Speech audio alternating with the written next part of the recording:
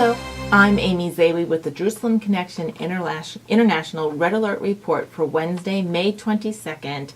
Who's next? I'd like to continue my discussion from last week where we talked about the uptick in the hostility and persecution against Jews worldwide. We talked about our Congresswomen's responses to the 700 rockets that were launched from Gaza into Israeli civilian populations. We mentioned the UN repeated sanctions against Israel, the only democracy in the Middle East with a separate judicial system that does have human rights protections for all its inhabitants, including women and people with alternative lifestyle. But I also want to say that the U.S. Congress and the UN, without shame, are kowtowing to political correctness and thus fueling the fires of anti-Semitism.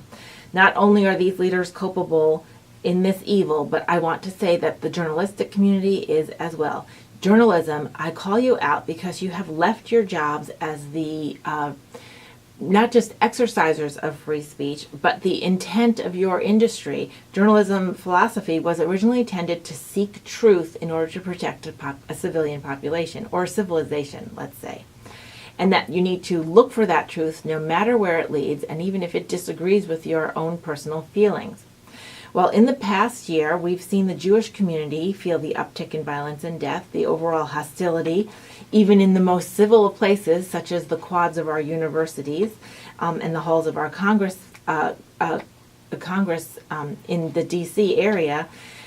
Not only are the Jews feeling this, Christians worldwide have also seen the greatest numbers of persecution in the last year. And where is the press? Where are the journalists whose job it is in the free press to be the watchdogs for civilization, to follow that truth no matter where it may lead?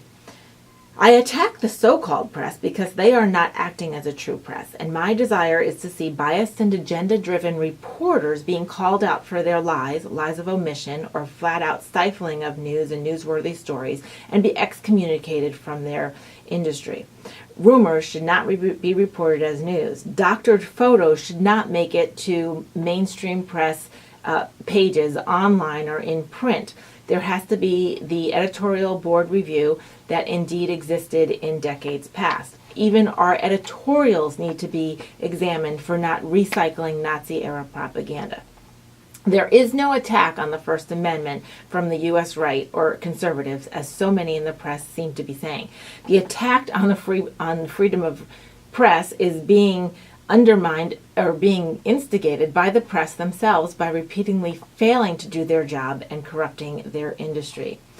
And it is an intimate connection, sadly, in my opinion, between the corrupt press that we have in the West and the roots of anti-Semitism, which includes the liberal and progressive left, who have aligned themselves with Islamic extremists and who disguise themselves as participants in democracy.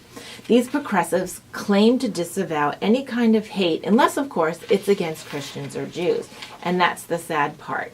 And it's one more reason why Christians and Jews are uniting at greater numbers than ever and will continue to do so, regardless of any particular denomination or sect. Because all of this progressiveness is aligning with all of these Muslims who are now using political correctness to gloss over all of their rhetoric. And remember, you can hate and attack no group except Christians and Jews. According to Fox News' Caleb Parker on May 7th, he released an online article documenting a preliminary report finding that recently Christian persecution has been at near genocidal proportions. The report notes that this is largely taking place against Christians in the Holy Land, Sub-Saharan Africa, and East Asia. And of course, we remember that most recently in Sri Lanka with the Christians on Easter Sunday. 80% of all persecutions going on worldwide are against Christians. And the press is choosing not to report about it because it doesn't make good sense for their agenda. And this is where the problem lies. While the tragic and unjust and horrible event against the mosque in Christchurch, New Zealand was rightly covered, and people from around the world rightly spoke out against that violence and in support of the people, the numbers of those kinds of incidences are not meriting any kind of trend. But the numbers of persecutions against Christians and Jews and violence against them, the numbers are trending up, and that is where my contesting is with the press. Why aren't you also reporting on it with the same vigor? The Jews are being persecuted by open violence and with the soft tyranny of BDS in the West, and Christians are being persecuted with violence in certain areas of the world and with the soft tyranny in the West as well, through things like lawsuits against Christians just simply applying their faith to their business or exercising their faith in the public square, or even trying to use zoning laws to lawfully put up a church or synagogue. Another example, France reported that of all of its race-related violence, 50% of it was directed towards Jews. But Jews only make up 1% of the population in France. Just like in Sri Lanka, Christians are a very small minority. Political correctness, Caleb asserts in his article, is one of the reasons that the alarming pace of anti-Christian hostility is being catered to because of the lack of coverage from the Western press. And this is providing cover for terrorist organizations, including ISIS, who is one of the leading perpetrators of persecutions against Christians. The interim findings of the report were released last month and were commissioned by the British Foreign Secretary Jeremy Hunt.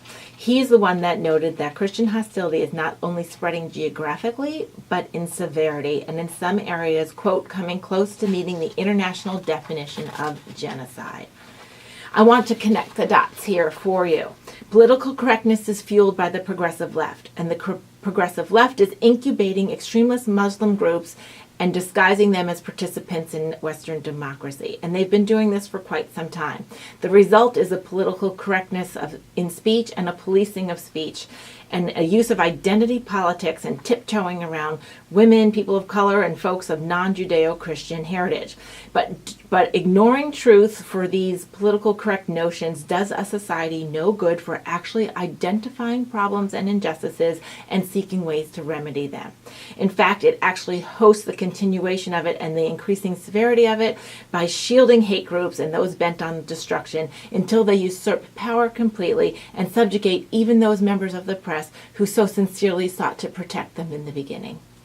The issues we discuss this week are not about left or right, or liberals or conservatives, or Republicans and Democrats in the classic sense of those terms as they were used in political discourse over the last 200 years. People identifying with these philosophies as they were classically applied are being caught up in a deception. And it is largely on the left, but not exclusively. It also exists on the right. Therefore, people must know the facts and the players and their motives and be better informed about who and what they engage their support in and that they vote for locally and nationally, and who they participate with for various causes. Because a lot of causes are intersecting and they're being hijacked. So you think you're supporting something like women's rights, and all of a sudden you're denouncing Israel. And that is deceptive, to say the least. Keep looking for the truth. Christians and Jews are uniting and praying together for a continued battle against the propaganda, the violence, and the lies that are coming from all areas of the world against Jews and Christians. And remember, any free-thinking person, truth-seeking person, is also in the crosshairs of this evil agenda. Shavua Tov, and have a great week.